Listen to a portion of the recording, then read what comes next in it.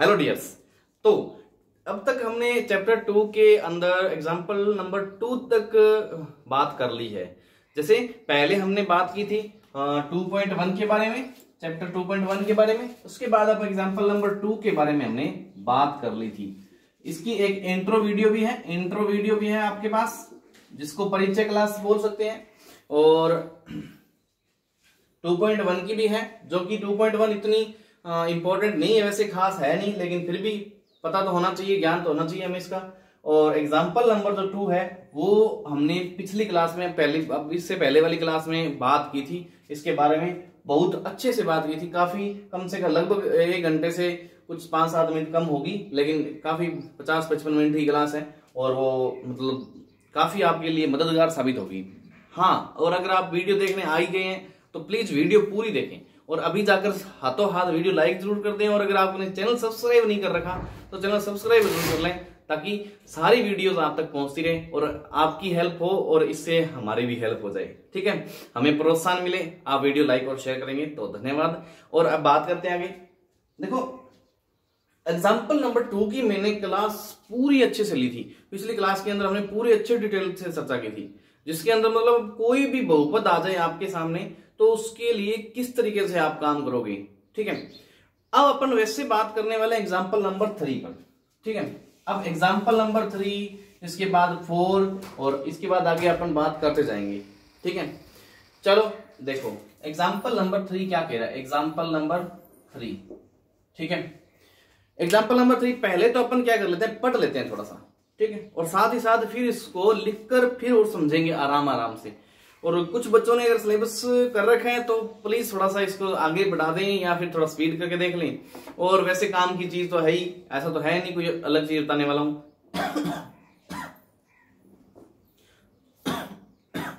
चलो देखें example number 3 क्या कह रहा है। बुक आपके पास है, नहीं भी है तो एक बार एग्जाम्पल मतलब उसको सुन लें। ठीक है, और फिर बाद में मैं लिखूंगा तो साथ साथ में और समझेंगे, कोशिश करेंगे। क्या कह रहा है एग्जाम्पल नंबर 3। एग्जाम्पल नंबर 3 बोल रहा है कि बहुपद x की स्क्वायर -3 के शून्य ज्ञात कीजिए और शून्यकों तथा गुणांकों के बीच के संबंध की सत्यता की जांच कीजिए। इनके संबंध की सत्यता की जांच करनी है, वो तो हमने कल की थी। पर बात यहां पे आती है कि बहुपद जो x² -3 है ना, इसके शून्य ज्ञात करने, वहां पे कल थोड़ा सा अलग था, x² + 7x + 10 था। दूसरे एग्जांपल में ये बहुपद था। सर इसमें थोड़ा सा बदलाव आ गया, इस टाइप का बहुपद बना नहीं। एक तो यहाँ पे माइनस, दूसरी बात ये 7x वाला जो टर्म सी थी, जो थी पद था, वो यहाँ पे है ही नहीं, x वाली पद। यहाँ पे सीधा x² है और ये 3 है। तो असल में विद्यार्थियों आपको बताना चाहता हूं कि ये तो और ही बढ़िया बात होगी, जो साथ है तो बहुत आसान हो जाएगा। ठीक है, चलो इसके बाद ये कह रहा है कि वो सेम शून्यकों और गुणांकों के बीच के संबंध की सत्यता ज्ञात करनी है। शून्य जो इसको शून्य करने वाले होते हैं, गुणांक जो इसके गुणा में होते हैं वो गुणांक हो जाते हैं। जैसे इसके गुणा में ये, इसके गुणा में ये, है ना, इस प्रकार से। अब इसके यहाँ पर x वाला पद नहीं है, इसका मतलब यहाँ पे है ही नहीं, लेकिन कारण ये है तो सही, x वाला पद है तो सही, लेकिन इसका जो गुणांक है वो 0 है। गुणांक 0 होने के कारण ये क्या हो जाता है, पूरा का पूरा पद 0 हो जाता है, और -3 है। इस प्रकार से ये पद पूरा बहुपद बन जाता है। सही है, जब भी अपन काम में लेंगे, क्योंकि हमें यहाँ पे गुणांकों के बारे में बात तो करनी पड़ेगी, a, b और c के बारे में बात करनी पड़ेगी। अब b नहीं मिलेगा तो कहां से लें, b यहां से मिलेगा, क्योंकि इसी के अंदर छिपा बैठा है ना। हमें छिपी हुई चीजों को तो निकालना ही तो पड़ेगा ना। चलो बात करते हैं। अब मैं लिख लेता हूं इस प्रश्न को, फिर अपन समझेंगे आराम से। और अगर आपने 1-2 बार कुछ सिलेबस कर रखा है तो थोड़ा सा वीडियो को फास्ट कर सकते हैं, और नहीं कर रखा तो फिर आराम से पढ़े ढंग से इसको। चलो देखते हैं क्या कह रहा है। बहुपद x² -3 के शून्यक ज्ञात कीजिए। शून्यक ज्ञात कीजिए और शून्य ज्ञात कीजिए और शून्यकों तथा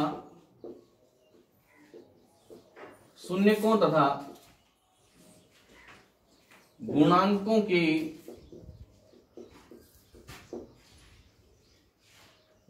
के बीज के संबंध की सत्यता की जांच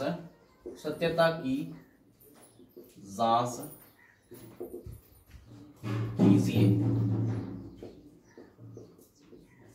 इस प्रकार से सत्यता की जांच करनी है। ठीक है, आसान है। चलो बात करते हैं। सबसे पहले हमारा काम क्या था, प्रश्न में दे रखा है भाई शून्यक ज्ञात कीजिए। कितने शून्यक हो गए? कमेंट बॉक्स में जाके अभी की अभी लिखो, प्लीज लिखो, कितने शून्यक होंगे इस बहुपद के। बहुपद है क्योंकि कम से कम 2 पद तो हो गए, तो बहुपद तो है, लेकिन इसके शून्य कितने होंगे? अब आपको अगर पता है, कल की क्लास आपने अच्छी देखी है, पिछली वाली क्लास जब एग्जाम्पल नंबर 2 वाली, तो अब आपको 100% पता होगा कि शून्य कितने होंगे। तो पहले तो ये जाके लिखें हाथों हाथ। ठीक है, अब चलो, अब आपने लिख भी दिया होगा, इतनी देर में तो लिख दिया होगा, तो कम से कम चलो बात कर लेते हैं आगे की भी। अगर शून्य का लिख दिया आपने, अब मैं बता देता हूं इसके शून्य कितने, फिर इस पे बात करेंगे अपन भी। देखो, हमने कल बात की थी कि जितने घात का पद, अधिकतम घात जितनी होती है उतने उसके क्या होते हैं, शून्यक होते हैं। अधिकतम घात यहाँ पे 2 है, तो इसके शून्यकों की संख्या भी कितनी हो जाएगी, 2 हो जाएगी। शून्य खुद 2 नहीं होगा, खुद 2 हो या ना हो इससे हमें फर्क नहीं पड़ता। फिलहाल ये नहीं लेंगे भी खुद 2 है, वो तो बाद की बातें हैं, कल को वो 2 ही आ जाए या कुछ और आ जाए, लेकिन शून्य का 2 होंगे संख्या में, अलग अलग 2। ठीक है, बात करते हैं आगे। अब चलो पहले इसके शून्य को निकालने का तरीका बताते हैं। देखो सर कि जब ये था तो आपने तरीका बताया था, वो तो हमें क्लियर हो गया था और समझ में भी आया था और अच्छे से हमने किया भी था। इसके टुकड़े किए थे, टुकड़े करने के बाद 4 पद बन गए थे, चारों में से 2-2 के जोड़े बनाए थे, जोड़े बनाने के बाद कॉमन लिए थे, कॉमन लेने के बाद फिर इक्वल 0 के बाद लेने के बाद सीधा सीधा उत्तर निकला था। ठीक है, कहानी यहां आती है कि अब इसका क्या करें, ये तो पद ही 2 हैं। अरे भैया, ये पद अगर 2 हैं तो काम और ज्यादा आसान है। इतना आसान काम है कि बिल्कुल कुछ करना ही नहीं है इसमें। अब लिखते हैं इसका हल। हल के बाद बहुपद x² - 3 से x² - 3 मान लो 0। इसको बराबर 0 कल भी माना था, आज भी मानना है, और आगे भी जब भी ये प्रश्न करेंगे बराबर 0 मानना ही पड़ेगा और मानेंगे ही। ठीक है, आसान है, बिल्कुल आसान है। चलो आगे बात करते हैं। अब एक बात सोचो कि x² + 7x + 10 में से ये बराबर 0 माना था, इसको इधर ले जाने से, जैसे 10x² + 7x और ये 10 माइनस का इधर चला जाए, इससे इतना आसान नहीं हो जाता, कुछ ना कुछ कमी रह ही जाती है, कुछ आगे कॉम्प्लिकेटेड हो जाता है, उलझन भरा मामला हो जाता है। लेकिन यहां पर ऐसी स्थिति नहीं है। देखो कैसे ऐसी स्थिति नहीं है, यहां पर इस प्रकार से मामला उलझ गया, इसको इस तरीके से नहीं किया था, टुकड़े किए थे। ये टुकड़े करने की आवश्यकता नहीं है, सिंपल सा प्रश्न है, टुकड़े भी कर सकते हैं, लेकिन हम सबसे आसान तरीका देखते हैं। सबसे आसान तरीका क्या है, x² बराबर 3 इधर जाएगा, 3 इधर माइनस का है, तो यहां पे जाके प्लस का हो जाएगा 3। ठीक है, अब यहां पे प्लस का हो गया। अब बात आती है, ये स्क्वायर हटेगा तो यहाँ पे रूट लगेगा। सामान्य सी बात है, ये स्क्वायर हटेगा तो यहाँ पे क्या लगेगा, √3। और जब भी रूट लगता है तो बाहर क्या लगता है, प्लस माइनस का चिन्ह लगता है। बाहर क्या लगता है, प्लस माइनस का चिन्ह लगता है। तो ये प्लस माइनस का चिन्ह लगा, तो यहां से पता चला भी इसकी कितने हो गए, शून्यक 2। तो शून्यक बहुपद के शून्यक कितने हो गए, बहुपद के शून्यक क्या हो गए, शून्यक एक तो √3 हो गया जो प्लस का है, एक माइनस का √3 हो गया, 2 हो गए। याद रखें, जब भी रूट लगता है तो अंदर से निकलने वाली संख्या कैसी हो सकती है इसका हमें पता नहीं हो सकता भाई, या तो प्लस की होगी या माइनस की होगी, इसका फिक्स नहीं होता। जैसे कभी रूट 25 करना हो आपको तो निकलेगा क्या 5, वो भी प्लस और माइनस का। पता नहीं है या तो 5 प्लस का हो या माइनस का हो, क्योंकि जब -5 का आपने स्क्वायर किया तो भी 25 आया और 5 का स्क्वायर किया तो भी 25 आया। दोनों स्थितियों में 25 आने पर रूट 25 लगेगा, तो हमें क्या पता ये वाला मिलेगा या ये वाला मिलेगा, तो हम दोनों ही मानते हैं, दोनों ही लेते हैं। ओके, चलो बात करते हैं आगे। अब ये कहानी बनी, ये तो इसके शून्य का निकल गए। शून्यकों के बाद हमें पता है शून्यकों और गुणांकों के बीच की संबंध की सत्यता जांच करनी है। सत्यता जांच करने वाली स्थिति तो और भी आसान है, बहुत ही सिंपल है। मैंने आपको बताया था कि अगर आपने एग्जाम्पल 2 अगर अच्छे से समझ लिया, बिल्कुल आसान तरीके से अच्छे से समझ लिया ना, फिर इस चैप्टर में जितने भी इस प्रकार के प्रश्न है ना, उनमें आपको कोई ज्यादा कंफ्यूजन लेने की आवश्यकता नहीं है, परेशान होने की आवश्यकता नहीं है। बिल्कुल आसान तरीका है ये। पहले उस चीज को समझ लो, पहले स्थिति को। हम क्या करते हैं अक्सर पहले स्थिति को नहीं समझते, जो स्टार्टिंग की प्रॉब्लम आती है उसको समझते नहीं है, फिर आगे की स्थितियों को समझने की कोशिश करते हैं, जिस वजह से क्या होती है, जैसे पहला प्रश्न समझा नहीं, आगे वाले प्रश्न समझने की कोशिश करते हैं, उस वजह से फिर गड़बड़ हो जाती है, फिर बाकी सारे भी क्वेश्चन समझ में नहीं आते ढंग से। ठीक है, चलो बात कर लेते हैं अब आगे। बहुपद के शून्य तो निकल गए, चलो ठीक है। करना क्या है, शून्यकों तथा गुणांकों के बीच की संबंध की सत्यता जांच करनी है। शून्यकों तथा गुणांकों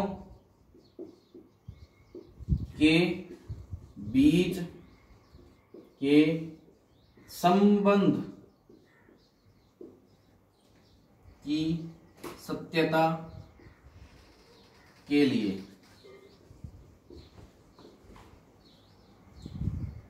ठीक है, बात करते हैं आगे। तो सबसे पहले इसकी बात होते हैं योग के लिए। ठीक है, तो पहले मैं बात कर लेता हूं, एक बार गुणांक निकाल लेते हैं। देखो ये अब हमारे पास बहुपद है x की स्क्वायर -3, या फिर इसको लिख सकते हैं x स्क्वायर प्लस 0x -3।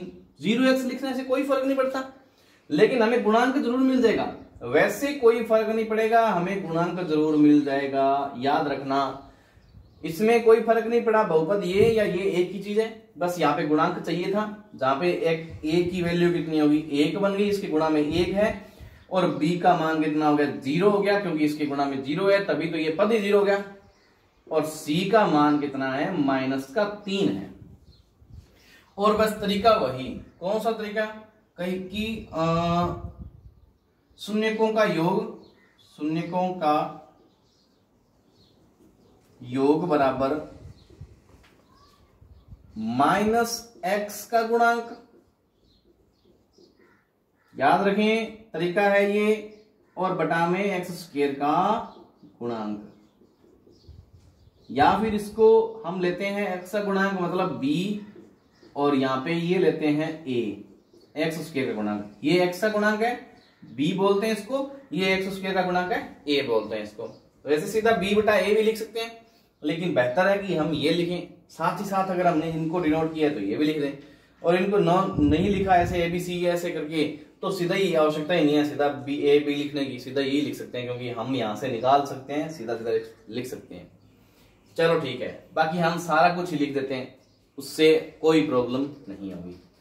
अब बात आती है योग करते हैं शून्यकों का योग। शून्य कौन से थे, ये दोनों थे शून्य, इनका योग करते हैं √3 प्लस माइनस वाला √3। इसका मतलब इसको ब्रैकेट में ले लेते हैं, दोनों को ब्रैकेट में रख लेते हैं। माइनस तो ठीक है, x गुणांक कितना है 0, और x स्क्वायर का गुणांक कितना है 1। ठीक है, सोल्व करेंगे इसको तो ये √3 और ये -√3 कितना बन जाएगा 0, और 0 बटा में 1 0, दोनों बराबर आ गए, बिल्कुल आसान। अब स्थिति आती है सेकंड कि शून्यकों का गुणनफल, शून्यकों का गुणन बराबर अचर पद। जैसा कि हमने एग्जाम्पल नंबर 2 पर बात की थी, उसी तरीके से ये काम कर रहे हैं। ठीक है, x स्क्वायर का गुणांक शून्यकों का गुणन मतलब √3 का गुणा किससे करना है, √3, वो भी माइनस के रूट के लिए। दोनों के शून्य के, दोनों का गुणा करना है, बस आसान है। अचर पद कितना है, अचर पद यहां से ढूंढेंगे, -3 है, और x का स्क्वायर का गुणांक यहां से ढूंढेंगे, 1 है, ये वाला लिख देते हैं। √3 का गुणा √3 से करते हैं तो 3 आता है, और वो भी यहाँ पे माइनस का चिन्ह है तो 3 आ जाएगा माइनस का, और ये -3 है, दोनों बराबर आ गए, दोनों बराबर आ गए। इस स्थिति में जब शून्यकों का योग के लिए तथा शून्यकों के गुणन के लिए ये स्थिति एकदम फॉलो करता है, दोनों बराबर आते हैं, इसका मतलब ये क्या है, शून्यकों तथा गुणांकों के बीच की संबंध की सत्यता की जांच हो गई है, ये संबंध क्या है, सत्य है। तो सीधा सीधा लिख देते हैं, अतः बहुपद के लिए, बहुपद x³ - 3 के लिए शून्यकों तथा गुणांकों के मध्य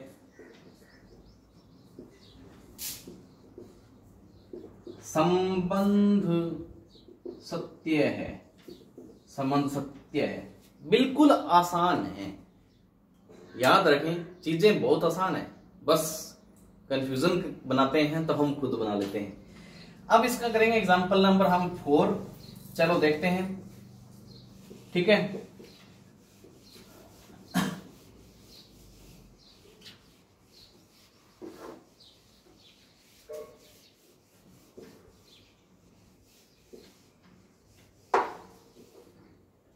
एग्जाम्पल नंबर 4 देखो क्या कह रहे हैं, सीधा सीधा लिख लेते हैं, बिल्कुल आसान है वैसे भी। एग्जाम्पल नंबर 4 में लिख लेता हूं, ये वाली बुक तो आपके पास है ही। देखो क्या कह रहे हैं एग्जाम्पल नंबर 4,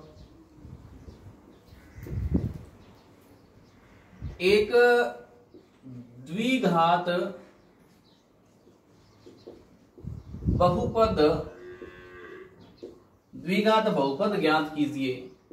अब की बार द्विघात बहुपद ही ज्ञात करना है, कीजिए जिसके शून्यकों का योग, शून्यकों का योग तथा गुणनफल क्रमशः -3 और 2 है। शून्यकों का योग तथा गुणनफल क्रमशः -3 और 2 है। भाई देखो, शून्य को ऐसे अक्सर जब भी द्विघात बहुपद की बात है, x² plus ax² plus bx plus c, ये हमारा द्विघात बहुपद होता है, जानते हैं आप। सामान्य रूप बोलते हैं इसको, क्योंकि जिसमें a, b और c का मान कुछ ना कुछ आ जाएगा और ये इस तरीके से बन जाता है। इसके शून्य जो आते हैं, हमने अभी जैसे निकाले थे, या कल वाली जैसे एग्जाम्पल नंबर 2 वाली क्लास में उसमें निकाले थे, तो वो उनको अल्फा और बीटा बोलते हैं सामान्य तरीके से, ठीक है, बोलते हैं अल्फा और बीटा, इनको डिनोट करते हैं इस तरीके से। आप किसी नाम से PQ से लिख दो, P और Q से, बस बताना होगा आपको भी ये इसके शून्य का है, ठीक है। चलो बाकी बात करते हैं। अब ये जिसके शून्य तो आ गए, इनका योग दे रखा है और इनका गुणनफल दे रखा है। योग कितना, -3, और गुणनफल कितना, 2। पहले ये बात लिख लेते हैं, हल सीधा लिख दो, शून्यकों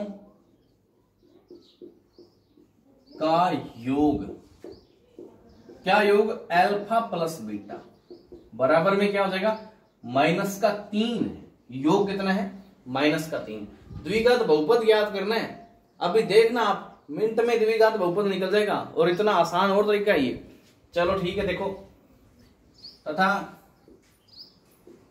शून्यकों का गुणनफल अल्फा बीटा इक्वल में क्या आ जाएगा, 2 है। गुणा है, दोनों का गुणा कर दिया, पहले योग कर दिया, दोनों का जोड़ कर दिया ऐसे, और फिर गुणा में लिख दिया अल्फा और बीटा को, दोनों को, ठीक है, अब बात आती है आगे कि शून्यकों का योग और गुणनफल तो समझ में आ गई, लेकिन इसको करें कैसे, तरीका क्या है। तो जब भी शून्यकों का योग और गुणनफल दिया होता है ना, तो इस स्थिति में इसका एक व्यापक रूप या सामान्य रूप इसने हमें गणित ने दे रखा है, उस तरीके से करेंगे जो कि थोड़ा सा आपको लर्न करना है, याद करना है, और आसान तरीके से याद भी हो जाता है और उसके बाद क्लियर भी चीजें बनती हैं, बिल्कुल सिंपल रहता है। चलो देखो क्या करें, द्विघात बहुपद, द्विघात बहुपद का सामान्य रूप। चूंकि अभी द्विघात बहुपद का सामान्य रूप आपने थोड़ी देर पहले ही पढ़ा है, ax² plus bx plus c, ये वाला। लेकिन ये बिल्कुल सामान्य रूप है जिसमें इसके शून्यकों के बारे में कोई बात नहीं की गई, लेकिन जब शून्यकों का गुणनफल और योग दिया होता है, इसके लिए सामान्य रूप बनता है k बाहर और x² प्लस, सॉरी यहां पे माइनस आता है, अल्फा प्लस बीटा, और ये हमारा x है प्लस में अल्फा बीटा और इक्वल में आता है 0। ये सामान्य रूप होता है। दरअसल ये द्विघात समीकरण का रूप होता है सामान्य। चलो ठीक है, हमें बहुपद याद करना है तो हम बहुपद मान लेंगे, सिंपल सिंपल मान रखते जाएंगे। k का मान पता नहीं है, क्योंकि k का मान कैसे काम में आएगा वो बताएंगे, बाद में बात करेंगे आगे, ठीक है। तो x² तो ठीक है, और माइनस ठीक है, और ये अल्फा प्लस बीटा यहां से माइनस का 3 अलग से आ जाएगा, सिर्फ मान इतना ही रखना है। पल और ये x पड़ा है, अल्फा गुना बीटा में कितना है 2 है, और ये क्लियर होता है इस प्रकार से। सॉल्व करो और आगे, k x² minus minus plus 3x plus 2 बराबर 0। कभी कभी ऐसा होता है कि इसके भाग में बटा में कुछ आ जाता है, और बटा वाली संख्याओं को हम सामान्य रूप में लेके आते हैं, फिर इसको कॉमन लेके या मतलब इसका लघुत्तम लेके एलसीएम लेके और क्लियर करते हैं इसको, फिर जाके होती बात, ठीक है। फिर k जो है, अब बात ये थी k और ये दोनों गुणा में, या तो ये 0 या ये 0 है, दोनों ही 0 कर सकते हैं, लेकिन इसको 0 के बराबर खत्म कर देते हैं। तो अतः बहुपद सीधा लिख देंगे, अतः बहुपद x² प्लस 3x प्लस 2 है आंसर। समझ में, बिल्कुल आसान है। ये मैंने आपको थोड़ा बताने के लिए लिया था, सामान्य रूप है। वैसे ये जब इसके योग और गुणनफल, शून्यकों के योग और गुणनफल दिए हो तो तब लेना पड़ता है इस प्रकार से। ये तो क्वेश्चन बिल्कुल ही आसान था, आने को आ ही सकता है, 1 नंबर में आ जाए प्रश्न, और आ जाएगा तो फिर किया हो तो फिर कंफ्यूजन नहीं रहती, ना किया हो तो दिक्कत आएगी, ठीक है। एग्जाम्पल नंबर 3 और 4 इस वीडियो में है। अब अपन अगली वीडियो में बात करेंगे चैप्टर के बारे में, जैसे 2.2 के बारे में, ठीक है। इस वीडियो में इतना ही, धन्यवाद। चैनल को सब्सक्राइब जरूर कर लो ताकि आने वाली सारी वीडियो आप तक ही पहुंचते रहे, ठीक है, और हमें प्रोत्साहन भी मिलता रहे, ठीक है। ओके,